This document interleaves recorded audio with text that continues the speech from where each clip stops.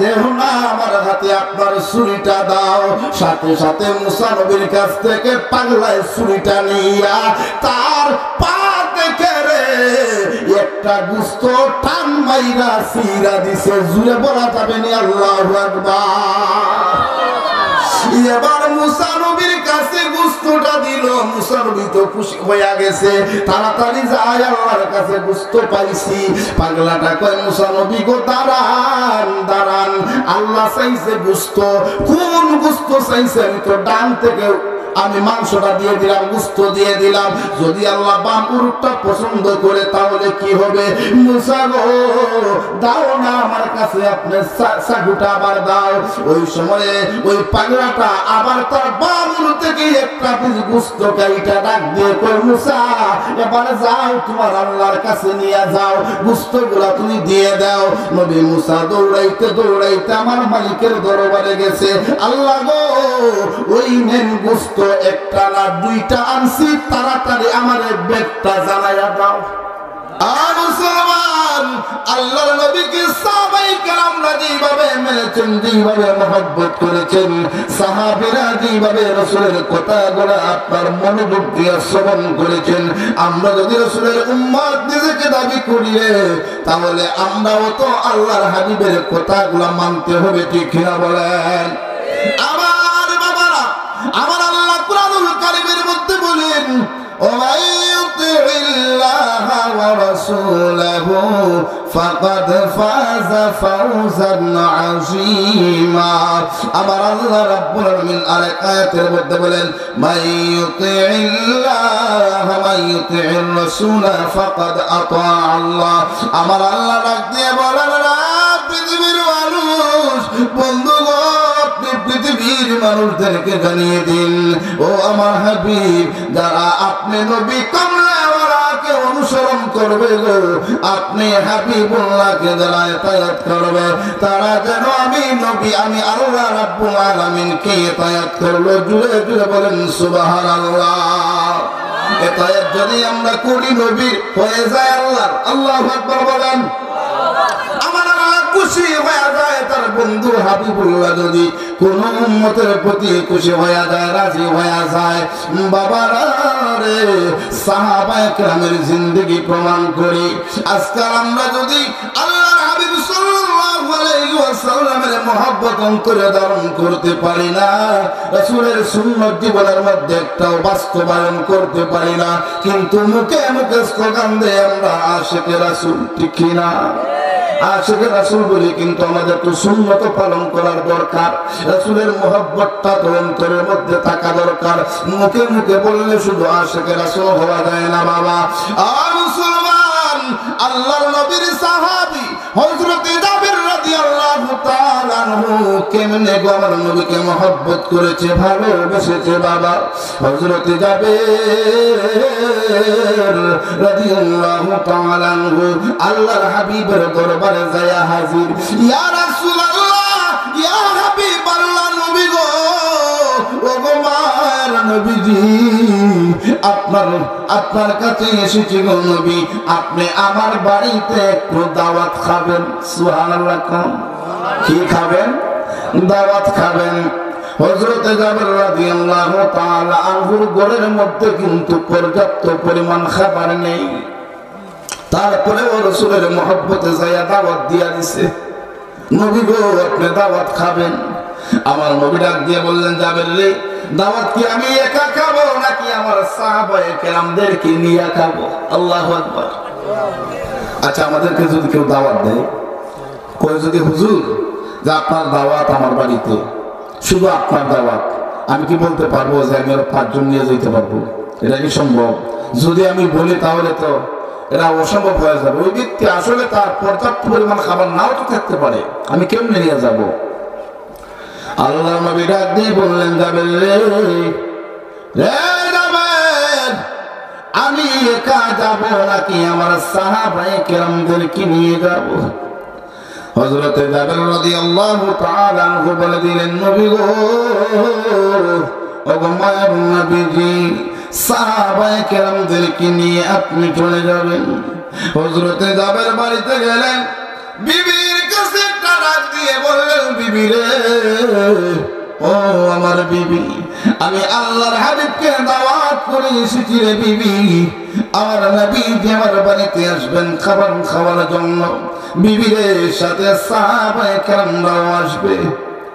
হযরত জাবেরের বিবি ডাক দিয়ে বলেন, নবী গো, নবী যে দাওয়াত করেছেন কিন্তু করে তো পর্যাপ্ত পরিমাণ খাবার নেই।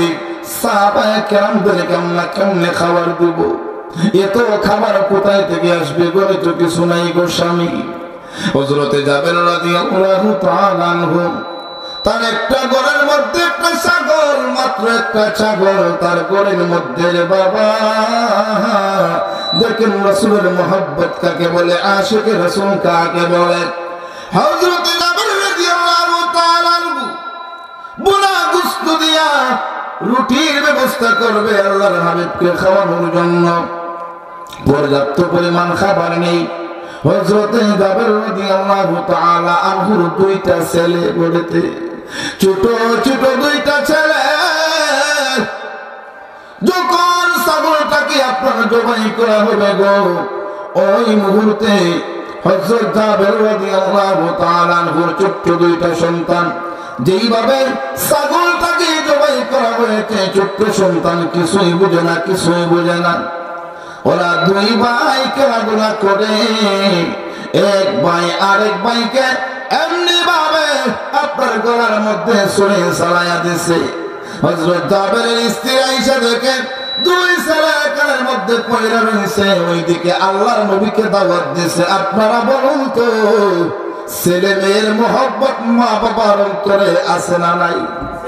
আর একটু জোরে বলেন, মহব্বত আছে। দুনিয়াতে ছেলে মেয়ে জন্ম হওয়ার পরে বাবা আমার সব বিলাসবহুল সব কিছু চলে যায়, সব মা মমতা সন্তানের জন্য হয়ে যায়, ঠিক কিনা? দুইটা সন্তান একই জায়গার মধ্যে পয়রা হইছে। হযরতে জাবের রাদিয়াল্লাহু তাআলা ওইদিকে নবীকে দাওয়াত করেছেন, নবী আসবেন খাবারের জন্য। খাবার রেডি করা হবে নাকি দুই ছেলের সুখ প্রকাশ করবে? দুইটা ছেলে সুন্দর নূরের চেহারার মতো দুইটা যুবক সন্তান এখানের মধ্যে জবাই হয়ে গেছে, মইরা গেছে। হযরত জাবের রাদিয়াল্লাহু তাআলা স্ত্রীকে ডাক দিয়ে বলে, বিবি রে, বিবি, খবরদার খবরদার রে বিবি, আমার বাড়িতে সাধারণ কোন ব্যক্তি আসবে না রে, সাধারণ কোন ব্যক্তি আসবে না, চিন্তা করিস না। আমার রাহমাতুল লিল আলামিন নবী আমার বাড়িতে কদম রাখবে রে বিবি। বিবি রে, এই ছেলেগুলাকে কোন রাইখা দে, আমার নবীর চেয়ে বড় কিছু হতে পারে না। আমার নবীর মহব্বতের চেয়ে সন্তানের মহব্বত আমি জাবেরের কাছে হয় না। আল্লাহু আকবার বলেন। দুইটা সন্তানকে হযরত জাবের রাদিয়াল্লাহু তাআলা বিছানার মধ্যে নিয়ে চাদর দিয়া ঢাইকা রাখছেন। বাবারে, কে পারে রে এমন কষ্টগুলা সইতে? এমন মর্মান্তিক ঘটনা কোন বাবা মা সইতে পারবে? ঘরের মধ্যে সন্তান গুলাকে মরা রাইকা কেমনে দাওয়াত খাওয়ানোর আয়োজন করবে? কেমনে এমন ভালো থাকবে? কিন্তু না না না, আমার নবীর মহব্বত কতটুকু অন্তরে ধারণ করেছে দেখুন বাবা। দুইটা সন্তানকে বিছানার মধ্যে শোয়ায়া রাইকা রাইকা আল্লাহর হাবিব সাল্লাল্লাহু আলাইহি ওয়াসাল্লাম যখন আসলেন, আসার পরে খাবার যখন দেরি হয়ে গেছে, আল্লাহর নবী একটা ডাক দিয়ে কই, যাবে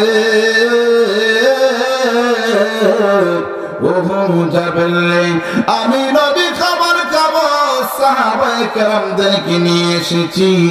যাবে, আমি জানতে চাই তোমার না দুইটা সন্তান আছে রে যাবে, ওই সন্তানগুলা কই, তাদেরকেও ডাক দেও।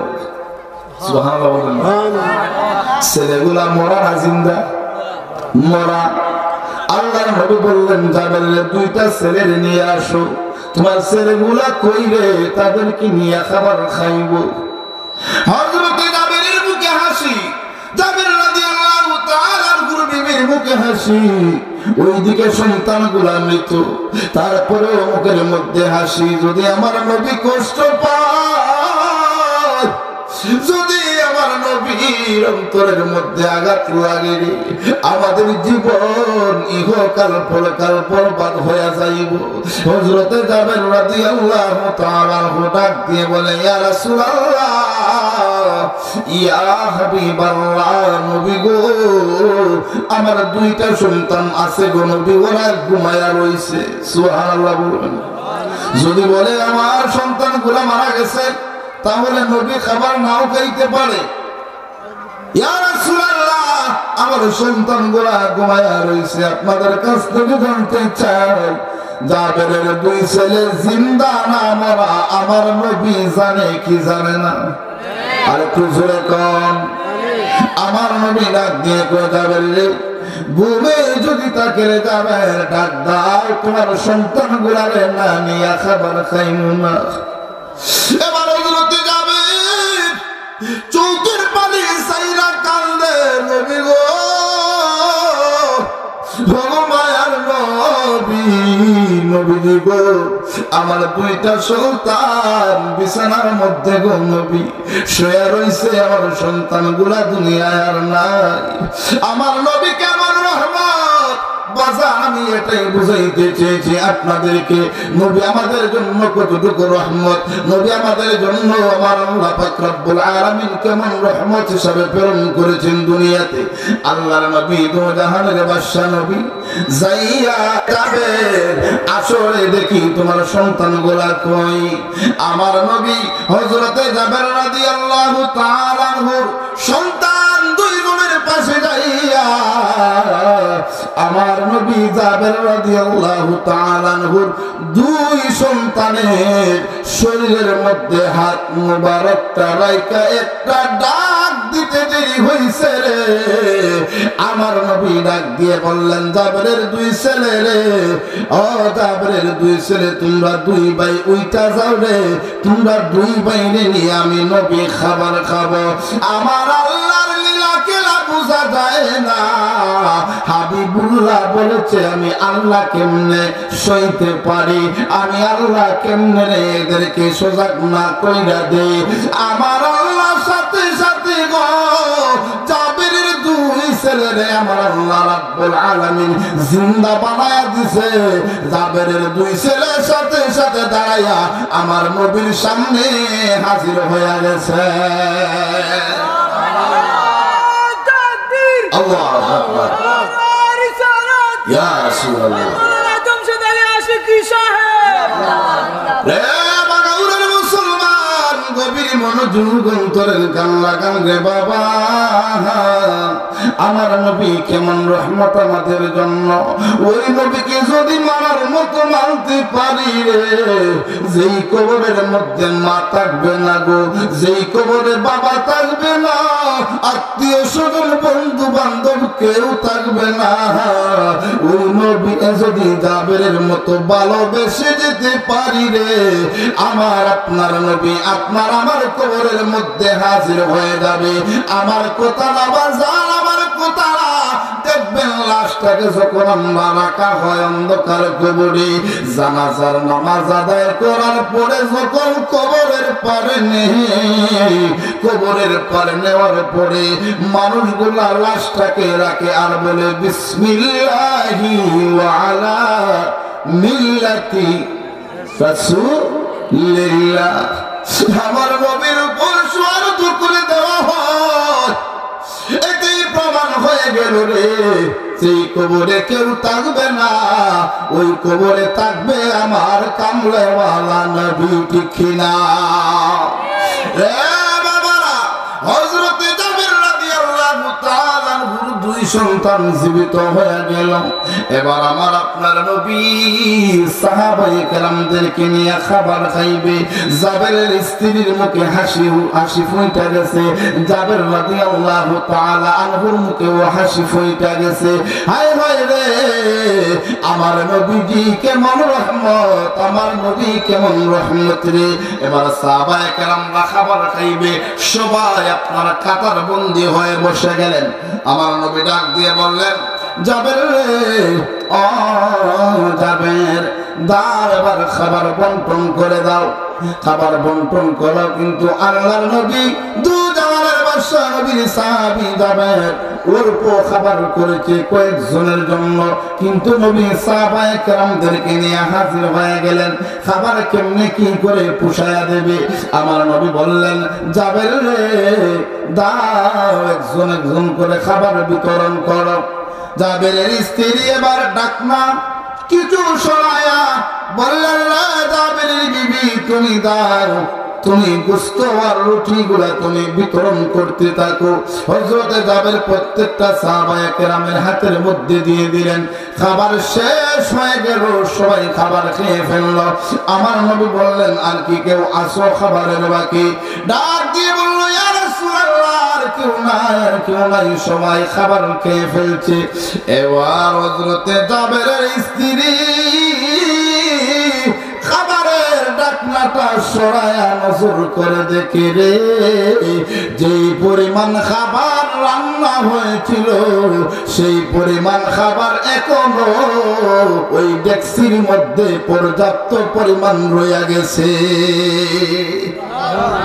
নবীজি মান শুনো তাহার শান নবীজি মান শুনো তাহার শান যার প্রেমে দিওয়ানা হলেন যার প্রেমে দিওয়ানা হলেন রহিমি রহমান নবীজি মান শুনো তাহার শান নবীজি মান শুনো তাহার শান রাস্তা দিয়া নূরের নবী হতেন চলমান রাস্তা দিয়া নূরের নবী হতেন চলমান খুদার হুকুম পেয়ে বেগে সায়া করত দান নবীজি মান শুনো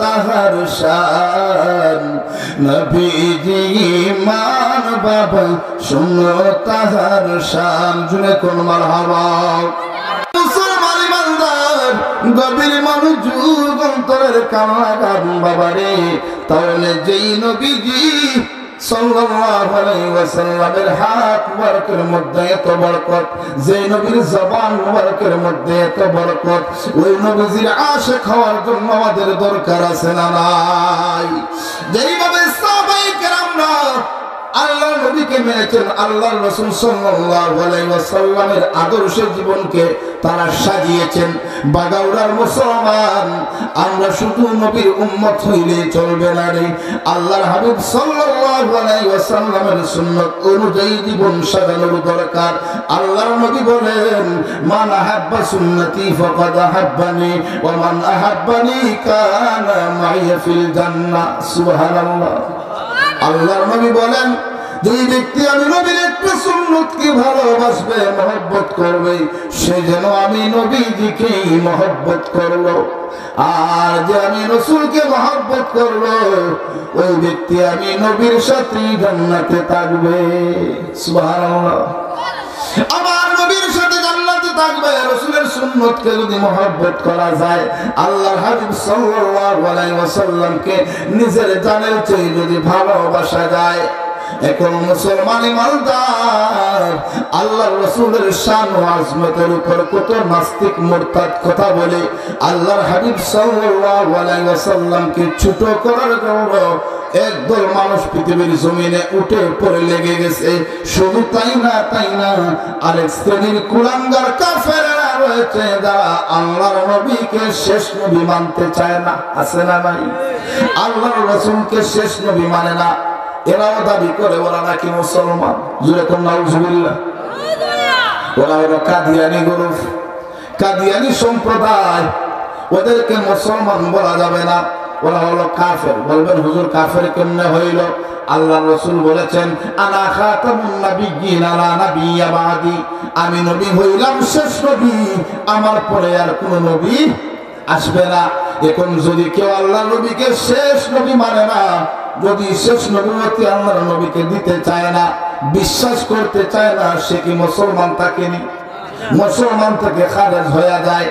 এই জন্য সবসময় সোচ্চার হওয়া দরকার, যাতে আল্লাহ রসুলের শান ও আজমতের উপর যদি কেউ কটাক্ষ করে কথা বলে, আমরা যদি রসুলের সুন্নাত রসুলের উম্মত যদি আমরা দাবি করি, তাহলে বাবারা সাথে সাথে তার প্রতিবাদ করার দরকার আমাদের আছে না নাই? আরেকটু জুড়ে বলেন, আছে না নাই? আমাদের প্রতিবাদ করতে হবে। যদি আল্লাহ রসুল সাল্লাল্লাহু আলাইহি ওয়াসাল্লামের শাফায়াত আমরা চাই, নতুবা কাল কিয়ামতের ময়দানে শুধু মুখে মুখে শুধু উম্মত দাবি কইরা গেলে যদি আমরা মারা যায়, এই যে আল্লাহ রাসূল সাল্লাল্লাহু আলাইহি ওয়াসাল্লামকে নিয়ে এত বড় বড় কটূক্তি করে কথা বলে, আমরা যদি তার প্রতিবাদ না করি, আল্লাহর হাবিবের শাফায়াত আমরা পাবো না। ও মুসলমান, ঈমানের স্তর হচ্ছে তিনটা। যদি আমরা আমাদের সম্ভব থাকে, আমরা সেটাকে হাত দ্বারা প্রতিহত করতে হবে, ঠিক কি না? সেটা যদি আপনার না হয়, আপনি সেটাকে জবান দিয়ে প্রতিবাদ করতে হবে। সেটাও যদি আপনার সম্ভব না হয়, অন্তত অন্তর থেকে ঘৃণা করতে হবে, ঠিক কি না? যদি এটাও না করেন, তাহলে আপনি কিসের ইমানদার আর কিসের মুসলমান নিজেকে দাবি করবেন? আল্লাহ পাক রব্বুল আলামিনের পয়গম্বর হযরত মুসা আলাইহিস সালাতু ওয়াস সালাম, উনি নরম না গরম পয়গম্বর ছিলেন, খুব গরম। তুর পর্বতে যাইয়া যিনি আল্লাহর সাথে কথা বলতেন, হযরত মুসা আলাইহিস সালাতু ওয়াস সালাম, ওনার জামানায় মুসা নবীর কাছে আসছে একটা যুবক, একটা যুবতী, দুজনের বিবাহ হয়ে গেছে। আয়েশা বলল, ইয়া রাসূলুল্লাহ, ওগো নবী মুসা, আপনার কাছে এসেছি, আমাদের অনেক দিন হয়ে গেছে, আমাদের ঘরে কোনো সন্তান জন্ম নেয় না। এরকম মানুষ আছে না নাই? অনেকের সন্তান 5 বছর 10 বছর হয়ে গেছে, কোনো সন্তান নাই। সন্তান দেওয়ার মালিক কে? আর একটু জোরে বলুন।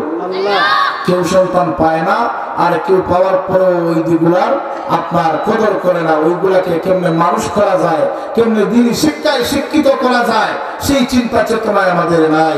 এই যে আজকে বাগাউড়া হাফিজি মাদ্রাসা এলাকার জন্য একটা রহমত।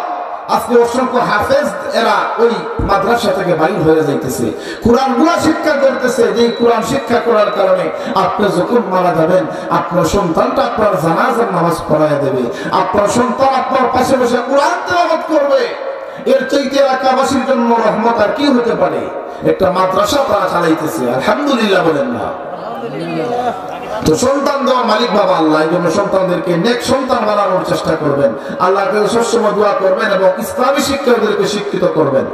পাশাপাশি আপনার জেনারেল লাইনে শিক্ষিত দরকার, কিন্তু ইসলামী জ্ঞান আমাদের ভিতরে থাকতে হবে। ইসলামী জ্ঞান যদি না থাকে, তাহলে দেখবেন ওই সমস্ত ছেলেরা, ওই সমস্ত মেয়েরা শেষ পর্যন্ত মা বাবাকে চিনে না, ঠিক কিনা বলেন? এই জন্য ইসলামী জ্ঞান দেওয়ার প্রয়োজন। তো বলতেছিলাম, হযরত মুসা নবীর কাছে ঈসা বলল, আমাদের ঘরে কোনো সন্তান হয় না, আপনি বলুন না আল্লাহর কাছে, একটু জানাই দেখেন আমাদের ঘরে কি কোনো সন্তান আসবে কিনা। হযরত মুসা নবী আল্লাহর কাছে ডাক দিয়ে বলেন, আল্লাহ গো, একটা যুবক এবং যুবতী আমার কাছে আসছে, তাদের সন্তান হয় না, অনেকদিন হয়ে গেছে বিবাহ। আমার আল্লাহ ডাক দিয়ে বললেন, রে মুসা, ওই যুবক এবং যুবতীর ঘর থেকে কোনো সন্তান আমি আল্লাহ পাক দুনিয়ার বুকে দিব না। সুবহানাল্লাহ। এই কথা শোনার পরে মা বাবার মুখের মধ্যে হাসি থাকবে নাকি দুঃখ থাকবে সন্তান যদি না থাকে? এবং জানাই দিছে আল্লাহ। নবী মুসা একটা ডাক দিয়ে কয়, রে যুবক যুবতী শুনো রে, আবার আল্লাহ জানিয়ে দিছে তোমাদের গর্ভ থেকে কোনো সন্তান আসবে না দুনিয়াতে।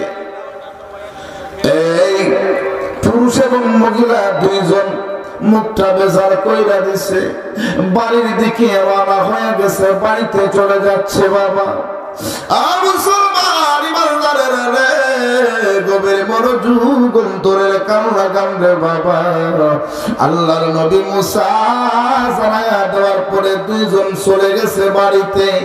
ওই সময়ে ওই যুবক এবং যুবতী, পুরুষ এবং মহিলা দুইজন বাড়িতে তাদের জীবন যাপন করতে লাগলো। দুইজনের সন্তান আসবে না, মনটা খারাপ, ভীষণ খারাপ। বাবারা কিছু কিছুদিন যাওয়ার পরে, কয়েক বছর যাওয়ার পরে, বছরের মাথার মধ্যে দেখা যায় যে আল্লাহ না করছে তাদের সন্তান দুনিয়াতে আসবে না। ওই পুরুষ এবং মহিলার গর্ভ থেকে গো আমার আল্লাহ রাব্বুল আলামিন সন্তান দান কইরা দিছে। ফেস লাগছে এবার। মুসা নবীর আল্লাহ কইছে সন্তান হবে না, কিন্তু এবার দেখা যায় সন্তান আইসা গেছে। কেমন ফেস লাগছে, এলাকার মধ্যে একটা রূপ পইরা গেছে। কি ব্যাপার, মুসা নবী তাহলে কি মিথ্যা বলছে নাকি মুসার আল্লাহ মিথ্যা কথা বলছে? একটা কানাঘুষা শুরু হয়ে গেল মানুষের মধ্যে। মুসা নবী ডাক দিয়ে কই, মালিক রে, ও আমার আল্লাহ, আপনি না বললেন তাদের গর্ভ থেকে কোনো সন্তান দুনিয়াতে আসবে না? আল্লাহ গো, এখন দেখা যায় সন্তান হয়ে গেল, তার কারণটা কি? তাও একটা না, একটা না, দুইটা না, মালিক রে, 3টা সন্তান তার হয়ে গেছে 3 বছরের মধ্যে। আল্লাহ, আপনি কেন আমাকে লোক সমাজে লজ্জিত করলেন? তার কারণটা কি আমাকে একটু বলুন না। আমার আল্লাহ রাব্বুল আলামিন ডাক দিয়ে বললেন, মুসা রে, ও মুসা, বলা যাবে না, এমনিতেই বলা যাবে না। যদি তুমি জানতে চাও রে মুসা, তাহলে শর্ত আছে। সুবহানাল্লাহ, কি আছে? শর্ত আছে। মুসা নবীর মনে তো শান্তি নাই, খুব রাগান্বিত একজন পয়গম্বর। আল্লাহ, কি শর্ত বলো না। আমার আল্লাহ ডাক দিয়ে বললেন, মুসা রে, শর্তটা হলো রে মুসা, আমি আল্লাহ রাব্বুল আলামিন তোমার কাছে একটা জিনিস চাইবো রে, ওইটা যদি তুমি আইনা দিতে পারো, মাগরিবের নামাজের আগ মুহূর্ত পর্যন্ত তোমাকে সময় দেওয়া হলো রে মুসা, যদি আমি আল্লাহর জন্য গোশত নিয়ে আসতে পারো রে, মানুষের গোশত আনতে পারো মুসা রে, তাহলে আমি আল্লাহ তোমারে এই বেদ জানায়া দিব। মুসা নবী তো পাগল পাড়া হয়ে গেল। আল্লাহ, মানুষের গোশত কোথায় পাবো? মানুষের গোশত কাইটা দিতে পারবো? কাইটা দিতে পারবো? কাইটা দেওয়া সম্ভব হবে না। মুসা নবী পাগল পাড়া হয়ে খুঁজতে লাগলেন, কোথায় গোশত পাওয়া যাবে, মানুষের গোশত কোথায় পাবো? লোকদের কাছে যায়, ভাই আমাকে একটা পিস গোশত দেওয়া যাবে নি? কেউ দেয় না। কে দিবে রে? তার শরীর থেকে গোশত কাইটা নবী মুসা একটা ছুরি নিয়া রাস্তা দিয়ে হাঁটে, রাস্তা দিয়ে হাঁটে, কোথাও আপনার গোশত পাওয়া যাচ্ছে না, কারণ ওইদিকে তো মনে শান্তি নাই। আল্লাহ বলছে যুবক যুবতীর সন্তান হবে না, কেন আমার আল্লাহ সন্তান দান করলো? আমি মুসার জানতে হবে, জানতে হলে তো এবার গোশতের প্রয়োজন। গোশত কোথায় পাই? কেউ তো গোশত দেয় না। খুঁজতে খুঁজতে আপনার রাস্তার কিনারে যায় দেখে গো একটা লোক বইসা রইছে, ওইদিকে মুসা নবী যাইতেছে। ডাক দিয়ে কয়, নবী মুসা গো, কোথায় যাচ্ছেন? কয়, রে পাগলা, তোমাকে বলে আমার কি লাভ হবে? কত মানুষের কাছে গেলাম, কত মানুষের কাছে বললাম, কেউ তো আমার কথা শুনলো না। ডাক দিয়ে কয়, নবী মুসা গো, বলুন না, দেখি না, আপনি আমাকে বলুন। মুসা নবী ডাক দিয়ে কয়, এইভাবে এইভাবে আল্লাহ বলছে মানুষের গোশত নেওয়ার জন্য, কেউ তো গোশত দেয় না, আল্লাহ গোশত চাইছে। এবার পাগলা ডাক দিয়ে কয়, মুসা রে, ও গো নবী মুসা, দেহ না আমার হাতে আপনার ছুরিটা দাও। সাথে সাথে মুসা নবীর কাছ থেকে পাগলায় ছুরিটা নিয়া তার পা দেখে রে একটা গোশত টান মাইরা সিরা দিছে। জুড়ে বলা যাবে না আল্লাহু আকবার। এবার মুসা নবীর কাছে গোশতটা দিল। মুসা নবী তো খুশি হয়ে গেছে, তাড়াতাড়ি যায় আল্লাহর কাছে, গোশত পাইছি। পাগলাটা কয়, মুসা নবী গো, দাঁড়ান দাঁড়ান, আল্লাহ চাইছে গোশত। কোন গোশত চাইছে? আমি তো ডান থেকে আমি মাংসটা দিয়ে দিলাম, গোশত দিয়ে দিলাম, যদি আল্লাহ বাম উরুটটা পছন্দ করে তাহলে কি হবে? মুসা গো দাও না আমার কাছে আপনার চাকুটা আবার দাও। ওই সময়ে ওই পাগলাটা আবার তার বাম উরু থেকে একটা পিস গোশত কাইটা ডাক দিয়ে কই মুসা এবার যাও তোমার আল্লাহর কাছে নিয়ে যাও, গোশতগুলা তুমি দিয়ে দাও। নবী মুসা দৌড়াইতে দৌড়াইতে আমার মালিকের দরবারে গেছে। আল্লাহ গো ওই নেন গোশত, একটা না দুইটা আনছি, তাড়াতাড়ি আমার ব্যাগটা জানাইয়া দাও। সুবহানাল্লাহ বলেন। নবী মুসা নেন আপনি গোশত, তাড়াতাড়ি আমাকে বলেন কেন আপনি সন্তান দিলেন, কেনই বাবা আমাকে না করে দিলেন? এবার আমার আল্লাহ ডাক দিয়ে বলল মুসা রে অস্থির হয় না, অস্থির হয় না মুসা রে, কোথায় থেকে তুমি গোশত গুলা আল্লাহ? এবার মুসা নবী কয় আল্লাহ পুরাটা শহর খুঁজলাম, গ্রাম খুঁজলাম, আল্লাহ কেউ গোশত দিতে রাজি হয় না, কেউ গোশত দিতে চায় না। ও আল্লাহ, কিন্তু রাস্তার একটা পাগল, ওই পাগলটার সাথে সাথে গোশত দিয়ে দিল। যখন বললাম আল্লাহ গোশত চাইছে, একটা না দুইটা গোশত দিয়া দিছে গো আল্লাহ। আল্লাহ এবার বলো না তাড়াতাড়ি কেন আপনি তাকে সন্তান দান করলেন? যদি বা দান করবেন তাহলে কেন আমার কাছে আপনি বললেন দিবেন না? আমার আল্লাহ একটা ডাক দিয়া কই মুসা পাগলার কাছ থেকে গোশত আল্লাহ, তুমি মুসার শরীরের মধ্যে কি গোশত ছিল না? এবার মুসা নবী নিচের দিকে তাকায়া রইছে। কথা তো ঠিক, আমি মুসার শরীরে তো গোশত আছে, আমি মুসা তো গোশত দিতে পারি নাই। আমার আল্লাহ ডাক দিয়া কই মুসা রে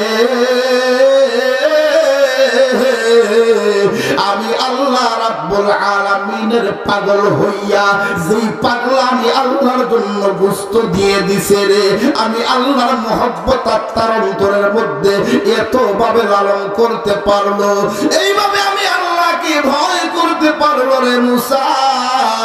ওই পাগলাটা যদি আমি আল্লাহর কাছে কিছু চাই রে মুসা, তুমি শুনে রাখো, ওই পুরুষ এবং মহিলার গর্ভ থেকে কোনো সন্তান ছিল না, কিন্তু ওই পাগলা যখন আমি আল্লাহর দরবারে ওই পুরুষ মহিলার জন্য সন্তান চাইল রে মুসা, আমি আল্লাহ আর বরদাস্ত করতে পারি নাই।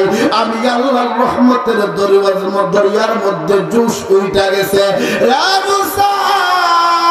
যেই পাগলা আমি আল্লাহর জন্য নিজের শরীর থেকে গোশত দিয়ে দিল, আমি আল্লাহ কেমনে রে ওই ব্যক্তির দুয়ারে খালি ফিরাইয়া দেই? ওই পাগলার দুয়ার বরকতে আমি আল্লাহ তাদের গর্ভ থেকে সন্তান দান করে দিলাম। আর বলেন আল্লাহু আকবার।